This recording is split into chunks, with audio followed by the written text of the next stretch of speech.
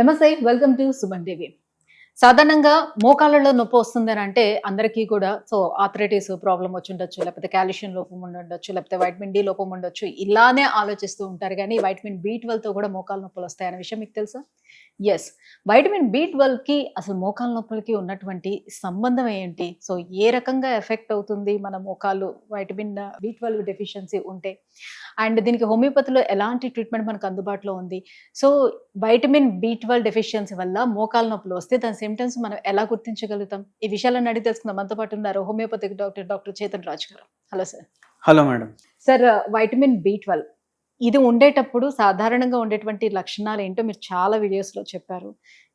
నరాల్లో effect అవుతాయి main కాబట్టి. మనకి నరాలకు సంబంధించినటువంటి పెయిన్స్ రావచ్చు, మతిమరుపు రావచ్చు, బాడీ నీరసంగా అనిపిస్తుంది, ఇవన్నీ చెప్పారు. కానీ వైటమిన్ బి 12కి మోకాళ్ళ నొప్పులకి అసలు ఉన్న సంబంధం ఏంటి? ఎలా ఎఫెక్ట్ అవుతుంది అని?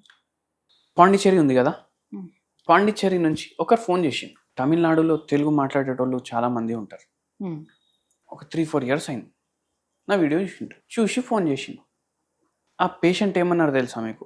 మోకాల్లో గుజ్జు పోయింది, నడవనీకి చక్కగా వస్తలేదు, కొద్దిగా నడిచినా నొప్పి విపరీతంగా పెరిగిపోతుంది, నిల్చోనీకి వస్తలేదు, వంట చేయనీకి వస్తలేదు, ఎప్పుడు పడిపోతాననేసి భయం అవుతుంది, అరికాల్లో తిమ్మిర్లున్నాయి, మంటలున్నాయి, నొప్పులున్నాయి, కాళ్ళు లాగుతున్నాయి, బీపీ ఉంది, షుగర్ ఉంది, థైరాయిడ్ ఉంది. అందరూ సర్జరీ చెప్పి ఎన్ని ఒపీనియన్స్ తీసుకున్నా సర్జరీ చేసుకోమంటున్నారు. అంటే ఇన్ని రకాల కాంప్లికేషన్స్ ఉన్నాయి కదా, ఇన్ని రకాల కాంప్లికేషన్లు ఉన్నాయి కదా. మీరేమంటారు?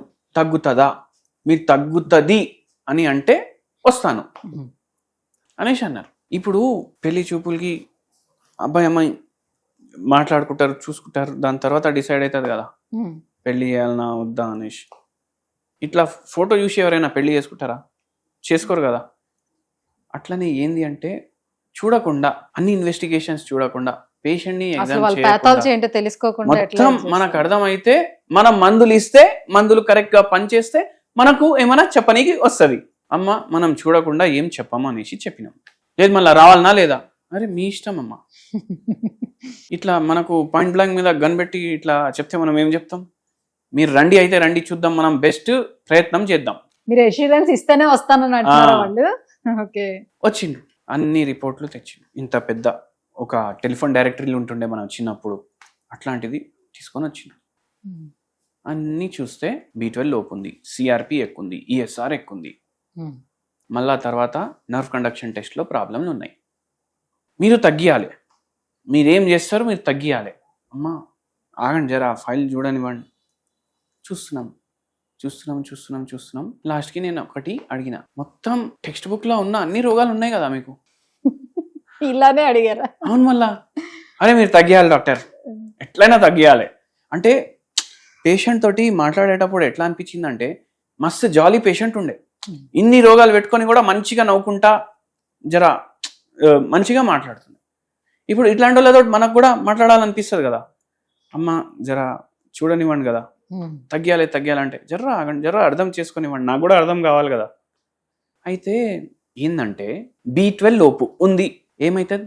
నరాలు ఎఫెక్ట్ అవుతాయి, తిమ్మిళ్ళు అవుతాయి, న్యూరోపతి అవుతుంది, అవునా కదా. షుగర్ వ్యాధి ఉంది, మళ్ళీ దాని మీద పెరిఫరల్ న్యూరోపతి అవుతుంది, మైలిన్ షీట్ డ్యామేజ్ అవుతుంది. మైలిన్ షీట్ అంటే నరాల పైన ఒక ప్లాస్టిక్ లేయర్ అనుకోండి మీరు. ఇప్పుడు నరాలు ఏం పాస్ చేస్తాయి అని చెప్తాం మనం? కరెంట్ పాస్ చేస్తాయి. మీరు ఐస్ క్రీమ్ తిన్నారా ఎప్పుడన్నా ఐస్ క్రీమ్ తింటే ఇట్లా పళ్ళల్లో ఇట్లా చుమ్ అయింది కదా. హైపర్ సెన్సిటివిటీ వల్ల అవుతుంది. అంటే ఏ పళ్ళకి అయితే నరాలు సప్లై చేస్తాయి కదా, అవి కొంచెం సెన్సిటివ్ అయ్యేటప్పుడు ఇట్లా అవుతుంది. ఇప్పుడు బి 12 డెఫిషియన్సీ వల్ల నరాలు ఖరాబ్ అయినాయి, మైలిన్ షీట్ దెబ్బ పడ్డది, రీమైలినేషన్ చక్కగా అవుతలేదు, అంటే మళ్ళీ తయారైతలేదు. అది ఏం చేస్తుంది? ఇప్పుడు నరాలు మొత్తం బడికి సప్లై చేస్తాయి. మనకు నొప్పి అయితే ఆ థ్రెషోల్డ్ ఉంటుంది ఒకటి. కొందరికి ఎట్లుంటుంది అంటే ఒక చుంటి ఇట్లా కూర్చినా అంటారు.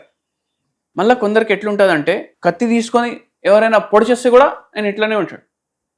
అంటే దాని థ్రెషోల్డ్, అది థ్రెషోల్డ్. ఈ థ్రెషోల్డ్ మోకాలకు కూడా ఉంటుంది. జర్ర నొప్పి ఏంటంటే మనం లైట్ తీసుకుంటాం, ఒక్కొక్కసారి ఎక్కువ నొప్పి అయితే కూడా మనం లైట్ తీసుకుంటాం, కానీ ఒక్కొక్కసారి జర్ర నొప్పి అయితే కూడా అని అనిపించడం స్టార్ట్. ఎప్పుడు బి 12 తగ్గినప్పుడు. చాలా చిన్న పెయిన్ అయినా కూడా ఎక్కువ యాంప్లిఫై అయిపోతుంది, థ్రెషోల్డ్ తగ్గిపోతుంది. ఎందుకు? నరాలు ఎఫెక్ట్ అయినాయి, అట్లా నరాలు పెయిన్ రెస్పాన్స్ క్రియేట్ చేస్తాయి. ఎంత పెయిన్ ఉంది నీకు, ఇంత పెయిన్ ఉంది అబ్బా అని అరు ఇట్లా క్రియేట్ చేస్తాయి. అదొకటి. మళ్ళా తర్వాత ఏంటంటే B12 లోపు ఉందనుకోండి, హోమోసిస్టీన్ మెటబాలిజం కూడా B12 చేస్తుంది. అంటే హోమోసిస్టీన్ ఎక్కువ అయిపోతుంది B12 తగ్గితే.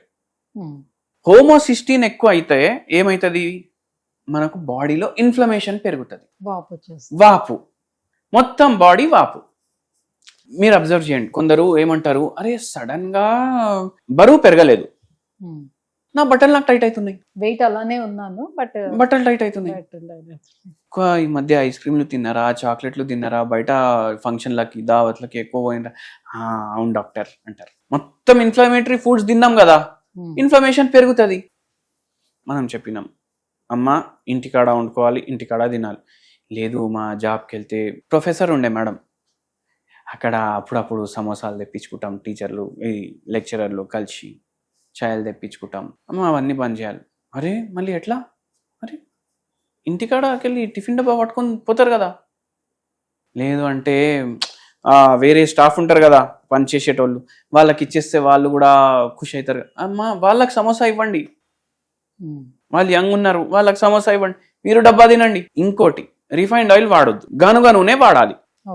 మళ్ళీ దాని తర్వాత రెగ్యులర్లీ పెసరపప్పు తయారవుతుంది కదా, మొలకలు చేసుకోవాలి పెసరపప్పు, కొంచెం ఉల్లిగడ్డ వేసుకోవాలి, దాంట్లో కొంచెం ఎల్లిపాయ చిన్న చిన్న కట్ చేసి వేసుకోవాలి, కొంచెం మిరియాల బుక్ని వేసుకోవాలి, కొంచెం ఒక్క విజిల్ పెట్టాలి దానికి బాయిల్.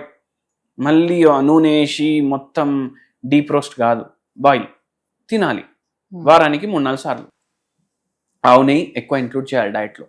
పెరుగు మంచిగా తీసుకోవాలి. అరే నాది హీట్ బాడీ, మళ్ళీ హీట్ పెరుగుతుంది. పెరుగుతోటి హీట్ పెరగదు, పెరుగులో ఉండేది విటమిన్ B12 ఉంటుంది. వెజిటేరియనా నాన్ వెజిటేరియన్? ఒకవేళ పేషెంట్ వెజిటేరియనే అంటే నార్మల్ గా నేను అడుగుతున్నాను, వీగన్స్ ఉంటే ఒకవేళ ఎలా దాన్ని రెక్టిఫై చేసుకోవచ్చు? మన తెలుగు రాష్ట్రంలో 70% నాన్ వెజిటేరియన్స్, 29% వెజిటేరియన్స్, 1% మాత్రం వీగన్స్. వాళ్ళు కూడా ఎట్లా అంటే 1-2 నెలలు మళ్ళీ అన్ని న్యూట్రిషనల్ వాల్యూస్ ప్రాబ్లం అయ్యి మళ్ళీ వాళ్ళు వెజిటేరియన్ అయిపోతారు, మళ్ళీ ఎగిటేరియన్ అయిపోతారు. అయితే మనకి ప్లాంట్ బేస్డ్ తో వచ్చే దేంట్లో మనకి B12 దొరకదు అంటారా? ఎక్కువ ఆల్గేలో ఉంటది, జపాన్ లో తింటారు, అంటే సీవిడ్ అంటారు దాన్ని. అది ఇక్కడ దొరకదు, హైదరాబాద్ లో ఎక్కువ. మళ్ళీ స్పిరులినా అనేసి ఒకటి ఉంటది, దాంట్లో ఉంటది. ఒక్కొక్కసారి మష్రూమ్ లో ఉంటది అంటారు, ఒక్కొక్కసారి లేదని అంటారు. కానీ మీరు ఎంత అని తింటారు? పాలు, పెరుగు, ఆవు నెయ్యి ఎక్కువ ఇంక్లూడ్ చేయాలి. చేపలు, మళ్ళీ చేపలు అని చెప్పంగానే ఫిష్ ఫ్రైలు కొని తినొద్దు, ఇంట్లోనే చేపల పులుసు చేసుకోవాలి. షుగర్ వ్యాధి కూడా ఉంది, పులుసులో మనం చక్కెర వేస్తాం, అవునా కదా, వేయొద్దు. మళ్ళీ బెల్లం వేసుకోవచ్చు, బెల్లం కూడా వేయొద్దు, ఏదో కొద్దిగా వేయాలి. అట్లా మీరు తయారు చేసుకోవాలి, తినాలి. ఈ పేషెంట్కి ఇవన్నీ చెప్పినాం. మళ్ళీ దాని తర్వాత మందులు ఇచ్చినాం, నరాల నొప్పులు తగ్గినాయి, మోకాల నొప్పులు తగ్గినాయి. Over a period of time diabetes కూడా రివర్స్ అయింది, అన్ని తగ్గినాయి. రైట్. సో దీనికి మంచి ట్రీట్మెంట్ కూడా అందుబాటులో ఉంది, యాజ్ వెల్ యాజ్ మనం ఇంట్లోని పాటించేటువంటి ఫుడ్ ఏదైతే ఉంటుందో దాన్ని ప్రాపర్ గా తీసుకుంటే దీన్ని రెక్టిఫై చేసుకోవడం కూడా అవకాశం ఉంటుంది. థ్యాంక్ యూ సో మచ్ అండి. సో ఒక కేసుని తీసుకొని దాన్ని ఎక్స్ప్లెయిన్ చేస్తూ సో వాళ్ళకు ఉండేటువంటి ప్రాబ్లమ్స్ ఏ రకంగా తగ్గించారు అన్నది కూడా చెప్పారు. Thank you so much.